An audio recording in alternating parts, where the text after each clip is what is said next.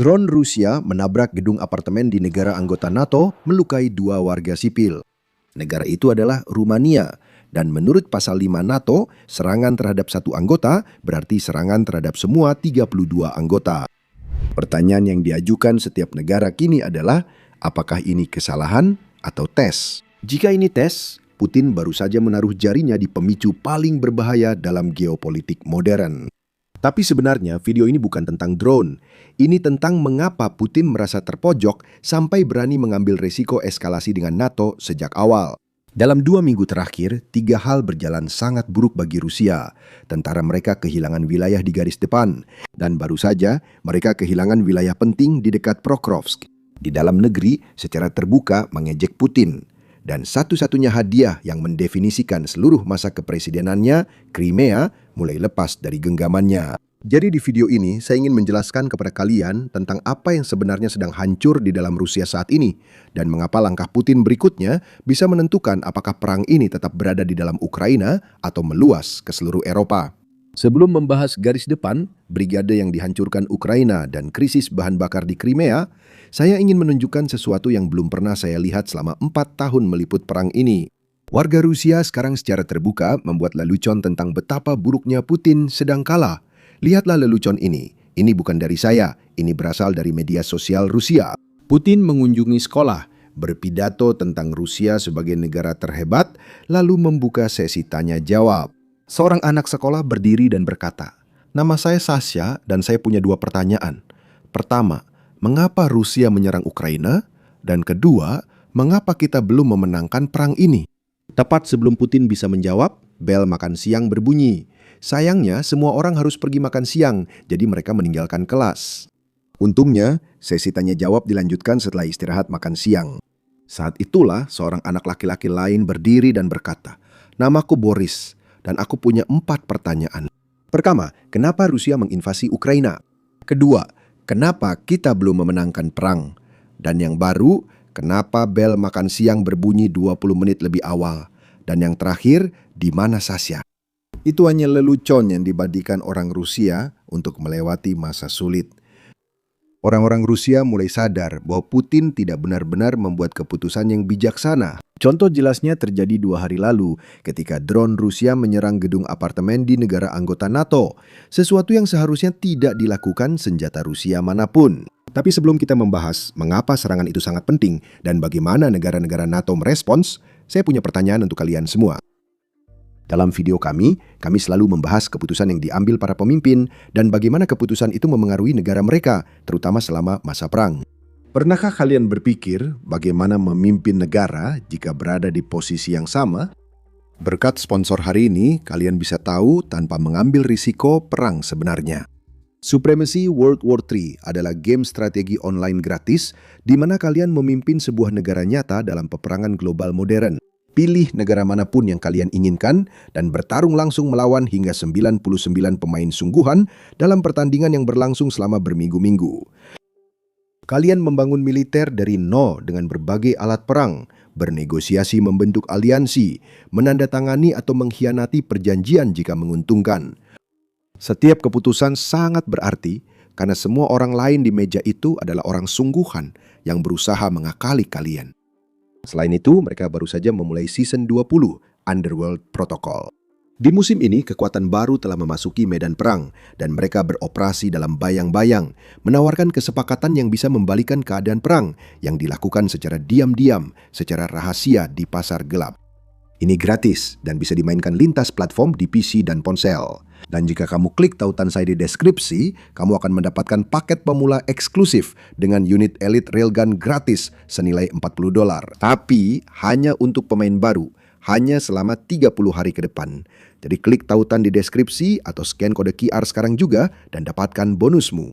Terima kasih kepada Supremacy World War III atas sponsor video ini. Jangan lupa klik tautan di deskripsi untuk mengunduh gamenya dan klaim paket starter Elite Railgun senilai $40 selama 30 hari ke depan. Sebelum membahas serangan di wilayah NATO, kita perlu memahami tekanan yang dihadapi Putin saat ini. Serangan drone di Rumania ini bukan perintah dari pihak yang masih punya banyak pilihan. Mari kita mulai dari garis depan. Selama setahun terakhir, setiap media propaganda Rusia telah menjanjikan bahwa kota Pokrovsk akan segera jatuh. Kota itu akan segera berada di bawah kendali Rusia. Ini penting karena Pokrovsk adalah pusat logistik yang menghubungkan sisa front Donetsk dengan wilayah yang dikuasai Ukraina. Jika Rusia mengambil alih kota ini, seluruh front timur akan menjadi sedikit lebih bermasalah bagi pasukan Ukraina. Dan inilah alasan mengapa Putin mengatakan kepada rakyat Rusia pada Oktober lalu, Oktober 2025, bahwa kota itu akan direbut sebelum musim dingin. Faktanya, dia mengatakan bahwa setengah kota sudah direbut. Tapi tebak apa? Musim dingin datang dan pergi, dan Pokrovsk masih bertahan. Ini yang baru saja terjadi beberapa hari lalu. Deep State Map melaporkan bahwa pasukan Ukraina telah membebaskan wilayah di dekat Novoslivka dan maju melalui serangkaian pemukiman di sektor Oleksandrivka, di mana operasi pembersihan sekarang sedang berlangsung di semua area ini. Saya yakin saya akan salah mengucapkannya. Tapi yang terpenting adalah karena kemajuan ini, pasukan Rusia telah kehilangan setidaknya 46 km persegi wilayah. Sekarang ini bukan wilayah yang besar, 46 km persegi kira-kira seukuran Manhattan, mungkin sedikit lebih kecil. Tapi tetap saja, arah kemajuan Ukraina itulah yang penting. Ini menunjukkan bahwa Rusia bukan hanya tidak maju, mereka sebenarnya mundur dan Ukraina mampu merebut kembali wilayah. Bahkan, ini sudah begitu jelas sampai-sampai para blogger militer Rusia, yaitu orang-orang yang memberi kabar kepada masyarakat Rusia tentang perang, tentang bagaimana pasukan Rusia bertempur di garis depan, sekarang mereka membicarakan betapa buruknya situasi ini. Di sini kita punya cuplikan dari salah satu blogger perang Rusia paling terkenal yang sekarang secara terbuka mengatakan bahwa Rusia pada dasarnya tidak sebanding. Ketika saya bilang tidak sebanding, mungkin itu bukan kata yang tepat. Rusia pada dasarnya mulai tertinggal dalam hal kemajuan drone Ukraina. Ukraina sudah begitu maju sehingga tentara Rusia tidak punya peluang sama sekali. Silahkan dengarkan. Saat ini, rasio drone seperti ini. Untuk setiap satu tentara kita, ada 20, 30, bahkan kadang sampai 70 drone musuh. Ya, itu juga terjadi. Dan tahukah kamu, bukan cuma blogger militer yang bilang, Putin sendiri harus mengkonfirmasi. Sebelum saya memutar klip ini, saya ingin memperlihatkan saat Putin mengakui bahwa Ukraina kini lebih mudah menyerang target di dalam Rusia. Itu penting karena seminggu lalu kita membahas Moskow baru saja mengalami serangan terbesar sejak Perang Dunia II. Cukup bersejarah. Publik Rusia, bahkan para elit Moskow, bisa melihat serangan drone ini, dan inilah alasan mengapa Putin tidak bisa lari dari hal ini. Putin tidak bisa begitu saja mengabaikannya, dan itulah sebabnya dia harus muncul dan mengakui. Dan tebak apa? Dia tak memberi pengakuan yang layak untuk Ukraina, dan malah menyalahkan negara Barat. Silakan dengarkan sendiri. Dan upaya-upaya untuk menyerang wilayah Rusia. Dan di tempat-tempat lain. Nah, karena Barat memasok mereka dengan drone, semuanya jadi jauh lebih mudah. Mereka bisa langsung ambil yang lain dan tekan tombolnya. Namun, itu berarti kita harus memperkuat sistem dan akan terus melakukannya. Sekarang, semua ini hanyalah satu bagian dari masalah yang dihadapi Putin. Kerugian di garis depan hanyalah krisis pertama. Yang kedua, sebenarnya terjadi di belakang garis depan dan sekali lagi berkaitan dengan drone Ukraina. Baru tadi malam, pasukan Ukraina memberikan semacam keadilan yang telah ditunggu-tunggu oleh beberapa warga Ukraina selama 4 tahun sejak invasi ini dimulai, operasi militer khusus ini. Berikut laporannya. Markas Brigade yang terkait dengan kekejaman di Bucha telah diserang. Pada malam tanggal 30 Mei, operator drone Ukraina menyerang serangkaian target Rusia jauh di belakang garis depan dengan 21 serangan yang telah dikonfirmasi. Target-target meliputi tempat pelatihan, jalur logistik, dan fasilitas penyimpanan gas. Salah satu targetnya adalah area pelatihan yang digunakan oleh Angkatan Darat ke-36 Rusia serta personel dari Brigade Senapan Bermotor ke-64 unit yang dikenal terkait kekejaman di Bucha tahun 2022. Laporan awal menyebut pasukan Rusia mengalami 31 korban, baik tewas maupun terluka. Jika nama itu asing bagi Anda, saya akan jelaskan mengapa ini penting. Brigade Senapan Bermotor ke-64 adalah unit yang telah dikaitkan oleh penyelidik internasional dengan pembantaian Bucha. Bucha adalah sebuah kota kecil tepat di luar Kiev, dan pada bulan Maret 2022, jadi pada dasarnya bulan pertama invasi, pasukan Rusia menduduki kota itu dengan harapan merebut Kiev.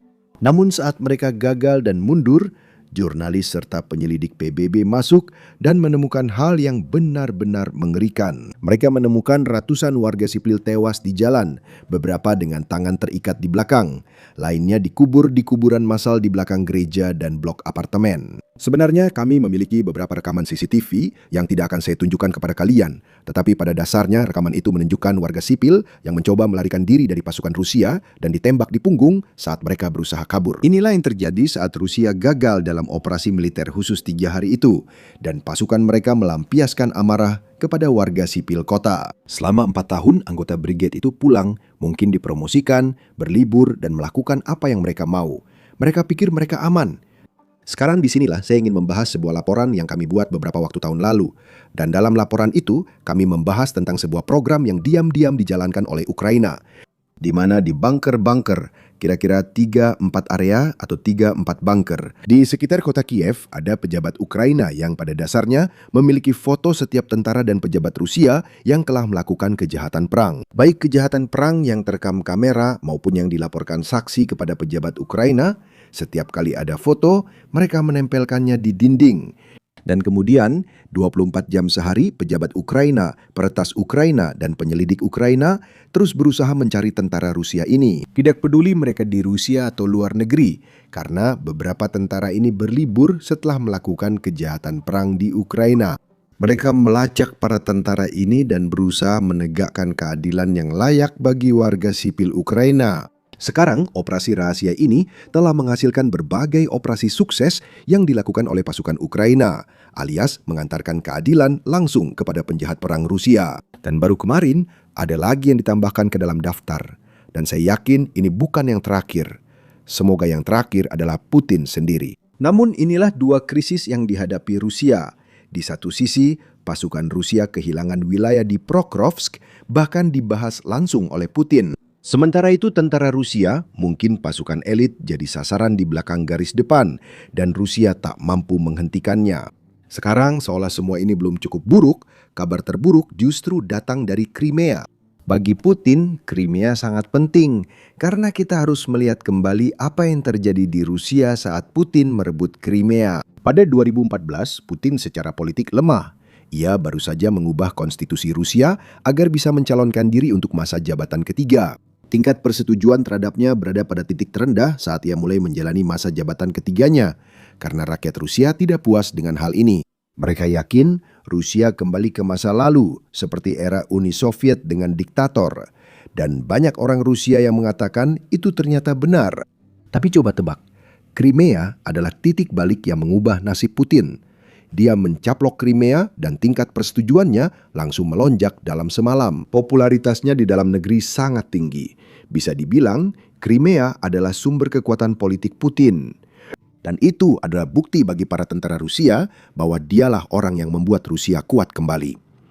Jadi, jika Crimea mulai lepas sedikit demi sedikit dari kendali Putin, itu adalah masalah yang sangat-sangat besar. Tebak apa yang terjadi di Crimea sekarang? Lihatlah. Minggu lalu, Ukraina meluncurkan operasi penguncian logistik dengan tujuan yang sederhana, memutus Crimea dari daratan utama Rusia. Dan dalam 1 minggu, pasukan khusus Ukraina telah menghantam lebih dari 500 kendaraan Rusia di jalur pasokan, jalur darat yang memasok semenanjung tersebut. Itu berarti truk bahan bakar, amunisi, konvoi, apapun yang masuk dan terlihat berhubungan dengan militer, drone Ukraina langsung menanganinya. 500 dalam seminggu adalah angka sangat tinggi. Belum pernah kita lihat sebelumnya. Dan dengan cara Rusia beroperasi saat ini, mereka akan sangat kesulitan mengganti truk, kendaraan, atau konvoi yang hancur. Dan tebak apa? Ini sudah mulai berdampak pada kehidupan sehari-hari di Crimea. Ada video di media sosial yang beredar di dalam Rusia, di mana orang Rusia sendiri mengeluhkan fakta bahwa mereka tidak bisa mendapatkan bensin di Crimea. Mereka bilang Anda bisa masuk ke Crimea setelah mengisi bensin di daratan Rusia, tapi sulit keluar karena antrean panjang di semua SPBU. Jadi Anda tidak mendapatkan bensin yang dibutuhkan. Silahkan dengarkan. Inilah situasi bensin di Crimea. Anda masuk ke Kerch, masih ada bensin. Dan menuju pantai selatan, masih ada bensin dan di SPBU seperti TS Atan. Jika Anda berkendara menuju Krasnoperekopsk, maka mulai dari Dizenkoy, benar-benar tidak ada bensin sama sekali. Tidak ada 92, tidak ada 95, hanya ada bahan bakar diesel. Beberapa SPBU bahkan tidak memiliki apa-apa. Jadi ingatlah ini saat bepergian ke Crimea. Namun, apa yang perlu diingat? Kamu tinggal melintasi Crimea seperti ini dan tidak ada bensin. Kamu tidak akan cukup bensin untuk pulang. Jadi, teman-teman yang sudah merencanakan perjalanan, pertimbangkan kembali rencana kalian. Karena memang ada kemungkinan kamu akan tiba dengan mobil dan pulang dengan berjalan kaki. Iya. Kekurangan bahan bakar terparah terjadi di Crimea, namun wilayah lain juga mengalami kesulitan. Faktanya, ini adalah masalah yang juga mulai muncul semakin sering di Rusia daratan. Dan inilah alasan mengapa bahkan media Rusia pun terpaksa memberitakannya. Dengarkan laporan BBC berikut dari Steve Rosenberg. Surat kabar Rusia hari ini memberitakan kekurangan bahan bakar di Rusia. Nezavisimaya Gazeta menulis, jumlah wilayah Rusia dengan pembatasan penjualan bahan bakar semakin bertambah.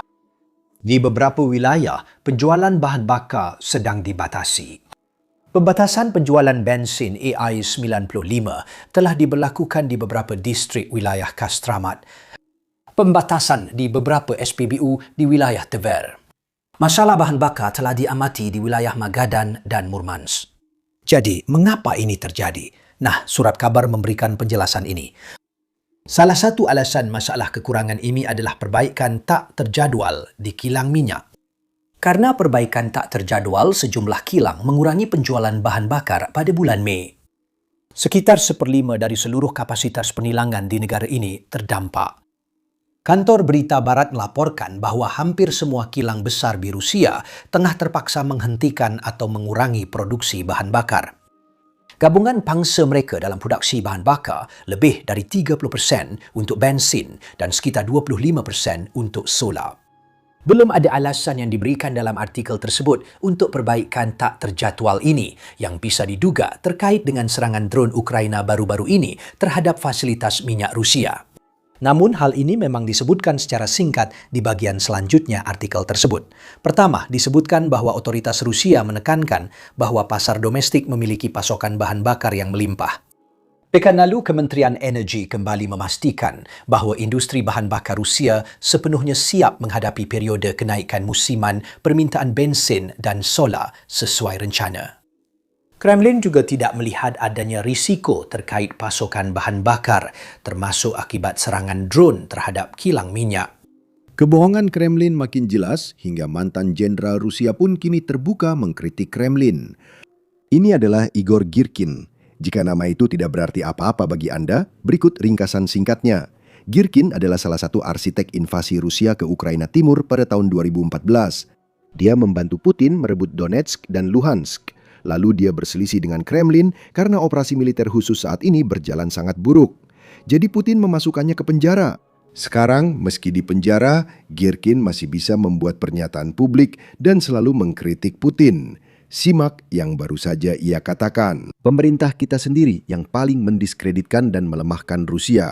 Strategi yang keras kepala dijalankan selama 4 tahun setelah kegagalan rencana menggantikan Zelensky, perlahan membawa kita menuju kekalahan besar. Itu berasal dari pahlawan perang Rusia yang saya rasa lebih paham perang daripada saya, bahkan mungkin Putin. Jadi inilah semua yang sedang dihadapi Putin. Dan sekarang masuk akal ketika seorang pemimpin seperti Putin, seorang penjahat perang seperti Putin, terpojok dengan sangat buruk, dia melakukan apa yang selalu dilakukan oleh para pemimpin yang terpojok sebelumnya. Dia meningkatkan eskalasi perang. Ini mengingatkan pada drone yang dibahas di awal video. 2 hari lalu, drone Rusia melintasi perbatasan Rumania dan menabrak gedung apartemen. Insiden itu melukai 2 warga sipil Rumania. Perlu dicatat, Rumania adalah anggota NATO. Menurut pasal 5, jika ini dianggap serangan terhadap Rumania, berarti juga serangan terhadap setiap negara, termasuk Amerika Serikat, Inggris, Prancis, dan Jerman. Dan mereka harus datang membela Rumania. Untuk berprasangka baik terhadap Rusia, meski mungkin Rusia tak pantas, sangat mungkin drone ini memang tak diarahkan ke Rumania. Kemungkinan itu drone yang ingin menyerang warga sipil Ukraina tapi meleset jalur. Sebenarnya, ini tidak memperbaiki situasi, tapi menunjukkan Rusia begitu ceroboh membunuh warga sipil hingga kekerasannya merembet melintasi perbatasan NATO. Ini yang membuat saya agak gugup. Rusia pernah melakukan ini sebelumnya. Tahun lalu kami bahas drone dan jet Rusia melanggar wilayah udara NATO berbulan-bulan. Terkadang drone-drone ini masuk jauh ke wilayah NATO dan setiap kali NATO merespons dengan pernyataan tegas dan Rusia pura-pura meminta maaf. Namun jika melihat secara keseluruhan, Rusia tampaknya perlahan meningkatkan eskalasi. Ini terus meningkat 1 tingkat karena sejauh ini kita melihat drone masuk ke negara NATO. Atau mungkin Anda tahu, jatuh di hutan atau area kosong. Tapi ini adalah pertama kalinya drone Rusia menghantam gedung apartemen yang dihuni dan melukai 2 warga sipil NATO. Kalau mau benar-benar sinis, tampaknya Rusia sedang menguji batas dan mencari tahu kapan respons NATO berubah dari pernyataan menjadi tindakan lebih besar. Kabar baiknya, respons NATO kali ini lebih kuat dari biasanya. Dalam 24 jam setelah serangan, Sekjen NATO Mark Rutte memastikan drone itu dari Rusia. ASS dan NATO mengecam serangan tersebut dan menegaskan NATO akan mempertahankan setiap inci wilayah aliansi. Sekarang, Amerika Serikat yang menjadi bagian dari pernyataan itu jelas sangat signifikan. Karena seperti yang kalian tahu, Trump belakangan ini bukan penggemar NATO. Dia baru saja berkomentar bahwa NATO tak berdaya tanpa Amerika Serikat. Menurut pendapat saya, pernyataan seperti ini memberi kesan kepada Putin bahwa mungkin dia bisa melampaui batas sedikit lebih jauh dari biasanya. Sekarang jika kita fokus ke Rusia, Putin sedang berada di Kazakhstan saat serangan terjadi. Ia memberi pidato beberapa jam kemudian sebagai tanggapan resminya. Silakan dengarkan. Seseorang memberitahu saya sebelum saya masuk ke sini bahwa ada drone yang masuk wilayah udara Rumania. Saya tidak tahu drone apa itu. Tolong beritahu saya informasi terbaru di media. Drone menabrak gedung tempat tinggal di Rumania. Dan mereka bilang itu adalah drone Rusia. Siapa yang bilang itu drone Rusia? Banyak orang, tapi seolah tak ada siapa-siapa. Tepatnya siapa? Sebutkan nama. Ada Ursula von der Leyen. Ya, dia tidak pergi ke Rumania. Dia tidak melakukan investigasi. Dia tidak melihat sisa-sisa drone itu. Tidak ada yang bisa mengatakan di mana sebuah kendaraan terbang berasal sebelum mereka melakukan analisis forensik. Karena beberapa drone Ukraina masuk ke wilayah udara Finlandia, wilayah udara Polandia, negara-negara Baltik, wilayah udara, drone Ukraina melakukan itu. Dan reaksi pertama persis sama seperti yang mereka lakukan sekarang di Rumania.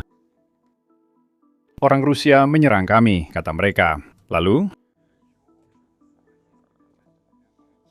mereka mengetahui bahwa drone-drone ini tidak ada hubungannya dengan Rusia. Rusia tidak ada hubungannya dengan drone-drone ini.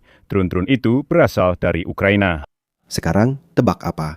Selama ini, Putin bilang drone itu bukan milik Rusia. Ada mantan presiden Rusia dan kepala Dewan Keamanan Rusia saat ini yang secara terbuka mengatakan hal itu. Warga Eropa sekarang harus lebih berhati-hati saat tidur di malam hari karena mereka tidak hidup dalam damai. Pernyataan itu sebenarnya datang dari Dmitry Medvedev. Dengarkan ini. Elit Eropa mengamuk karena sebuah drone yang menabrak gedung tempat tinggal di Rumania. Jelas, pertama-tama kita perlu memastikan siapa sebenarnya yang meluncurkan drone ini. Pernyataan ini muncul beberapa jam setelah serangan drone terjadi. Awalnya hanya Rumania yang mengkonfirmasi itu drone Rusia. Beberapa jam kemudian kami mendapat konfirmasi dari NATO dan Amerika Serikat. Hampir semua pihak, termasuk negara Eropa, NATO, dan Amerika Serikat, sepakat ini adalah drone Rusia. Namun, semua negara Uni Eropa sebaiknya tetap diam soal ini. Negara-negara Eropa kini terlibat langsung dalam perang melawan Rusia, tanpa ada yang berpura-pura sebaliknya. Ya, mereka menggunakan proksi bandera mereka untuk melakukan permusuhan. Tapi apa bedanya bagi kita? Drone Eropa, komponennya, senjata lain, dan data intelijen digunakan setiap hari untuk menyerang negara kita. Akibat hal ini, gedung tempat tinggal rusak dan warga sipil tewas. Sama seperti dalam kasus serangan di Trablus, darah ada di tangan sampah seperti Ursula, Merz, Macron, Starmer, dan parasit menjijikan lainnya. Jadi biarkan mereka terbiasa, ini bukan yang terakhir kalinya.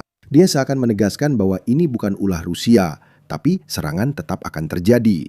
Terserah kalian mau menafsirkan itu seperti apa. Ada perang yang sedang berlangsung, dan warga negara-negara Uni Eropa sebagai penduduk negara yang sedang berperang sebaiknya tidak tidur dengan harapan malam yang tenang, terutama di dekat pabrik drone yang memasok pasukan bandera. Banyak orang bilang Rusia tak melancarkan serangan ini, tapi di sisi lain mereka mengingatkan agar berhati-hati jika tinggal dekat pabrik manufaktur.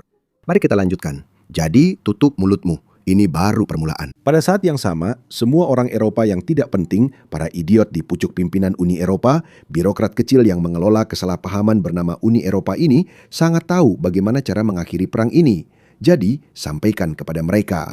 Sekarang bagian penting yang juga perlu disoroti di sini adalah bahwa dia sudah melakukan ini sejak lama. Dan sebelumnya, kadang-kadang tahun lalu, dia juga akan menyertakan Amerika Serikat dalam pernyataan-pernyataannya setiap kali dia seperti melontarkan ancaman. Tapi suatu kali, menurut saya dia terlalu jauh dengan mengatakan bahwa Rusia sedang bersiap untuk menyerang Amerika Serikat dengan senjata nuklir. Saat itu, Trump menjawab, "Hei, kami sudah menempatkan kapal selam nuklir di pantai Rusia di Laut Hitam. Jadi, jika Rusia ingin memulai perang nuklir, Amerika Serikat sudah siap. Kami punya senjata nuklir yang lebih kuat dan besar dari Rusia."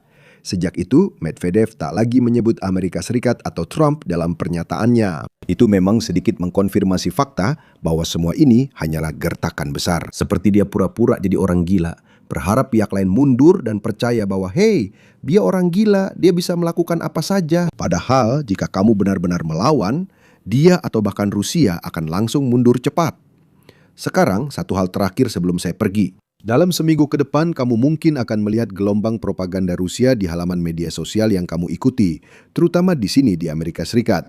Karena kita punya komentator politik seperti Candace Owens, bahkan mungkin Tucker Carlson yang pergi ke Rusia untuk liburan. Sekarang saya tidak tahu dengan kalian, tapi saya lebih suka berlibur di tempat-tempat yang tidak perlu khawatir tentang drone. Tapi setiap orang punya pilihan masing-masing. Sekarang saya yakin Rusia akan menggunakan ini untuk mendorong semacam propaganda anti-Ukraina, entah bagaimana caranya. Saya tidak tahu akan seperti apa, tapi saya tahu itu pasti akan terjadi. Pastikan tekan tombol subscribe di bawah karena kami di sini untuk membantah apapun yang akan disebarkan Rusia. Kami sudah melakukan ini selama 4 tahun terakhir dan kami akan terus melakukannya selama Putin masih berkuasa. Itu saja yang bisa saya sampaikan untuk kalian. Nama saya Sam, sampai jumpa di video berikutnya.